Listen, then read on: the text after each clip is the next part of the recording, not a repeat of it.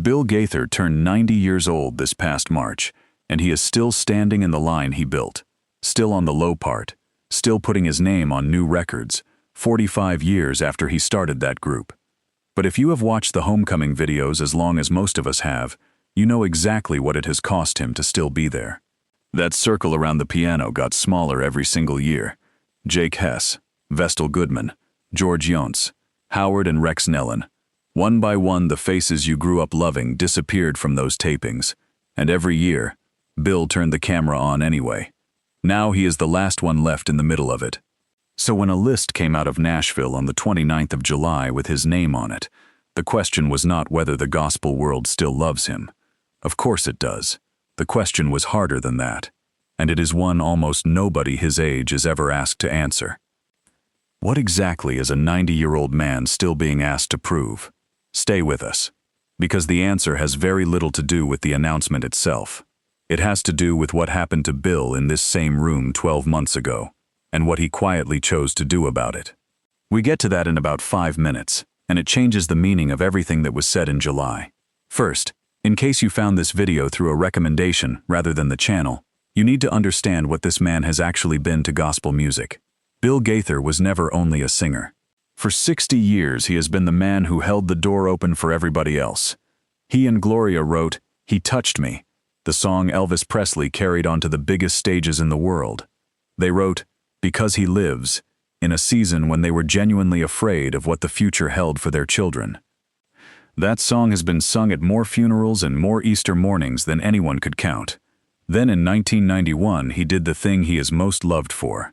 He gathered a room full of aging gospel singers, people the industry had written off entirely, around a piano, turned on a camera, and simply let them sing. That became the Homecoming series, and for millions of families across this country, those tapes were not entertainment. They were Sunday afternoon.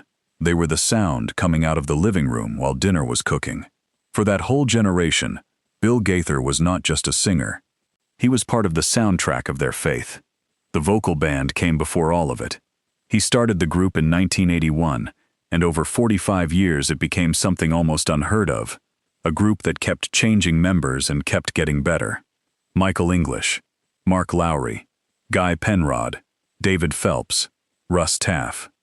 But the men standing beside him today are not the men most people picture. That lineup has been together since 2017. Wes Hampton on tenor, Reggie Smith, Adam Crabb, Todd Suttles, and the founder, who by any ordinary measure should have stepped away from that microphone years ago, still holding his place in the line. Which brings us to last October, and the part of this story that almost nobody has talked about. At the 56th Dove Awards, the Gaither Vocal Band was nominated for Southern Gospel Recorded Song of the Year for Love 'Em Where They Are. They did not win. Karen Peck and New River took it. There is no scandal in that. That is simply how awards work, and Bill Gaither, of all people, has never behaved like a man who needed another trophy. He has more of them than he has shelf space. But sit with the position it puts a 90-year-old man in. You make the record. You get the nomination. You sit in the arena. You applaud somebody else. And then you get back on the bus. Most people would take the hint at that point. They would let the catalog speak and go enjoy the grandchildren. And here is what makes it harder. Look at the room he is walking into now. At this year's Dove Awards, Phil Wickham leads all male artists with 9 nominations. CeCe Winans leads the women with 7. Stephen Furtick pulled 11 for his songwriting alone. Artist of the Year came down to Brandon Lake, Lauren Daigle, Josiah Queen, and those 2 names. That is Christian music in 2026. Arena worship, stadium production, songs built for a wall of light and 1,000 phones in the air. Out of 39 categories on that ballot, Southern Gospel is given 2. 2. One for album, one for song. That is the entire footprint left to a genre that used to be the backbone of this industry, in a year when a single worship pastor took 11 nominations by himself. So the honest question hanging over Bill Gaither last summer was not whether the family still loved him, it was whether anyone outside the family was still listening. The answer came on the 29th of July, and it came twice. Then came The Morning, the album the vocal band released last August, was nominated for Southern Gospel Album of the Year, and Hard Trials Will Soon Be Over, featuring Chris Blue and Gene McDonald, was nominated for Southern Gospel Recorded Song of the Year. Both categories, the only two doors Southern Gospel has left, and the industry that passed him over 12 months ago put him back through both of them. The competition is not soft either. Tribute quartets forever, the Craiguns with Steadfast Love, the Martins, and Karen Peck and New River are back again with Good Answers, the same group that beat them last year. Now let me tell you what is actually on that album, because the songs he chose say more about Bill Gaither at 90 than any interview ever could. He did not chase anything. He went backward on purpose. A large part of that record is a tribute to the Imperials, the group that shaped male gospel harmony before the vocal band ever existed. Sweet, Sweet Spirit is on there, carried by Gene McDonald's bass. No Shortage is on there, with Chris Blue. And remember, Russ Taff sang lead for the Imperials long before he ever sang with Bill. The line running through this music is not straight. It is a circle. The title song was written by Bill, by Gloria, and by Chris Christian, and Gloria sings on the recording herself, alongside the voices of Lee. 60 years of marriage and songwriting, still on the same track. And then there is the song that took the second nomination.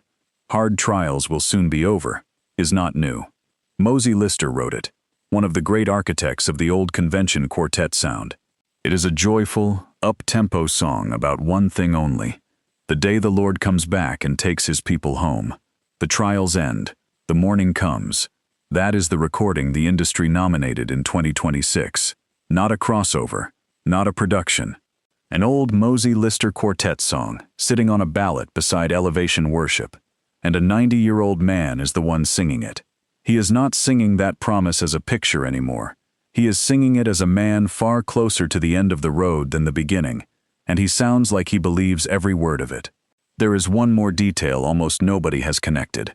That album was filmed at the TBN studios in Nashville.